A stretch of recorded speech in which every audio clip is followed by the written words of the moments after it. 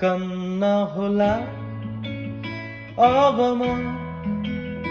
गएपछि उतैतिर सम्झन्छु ल धेरै नै कहिलेकाहीँ सम्झिदिँदा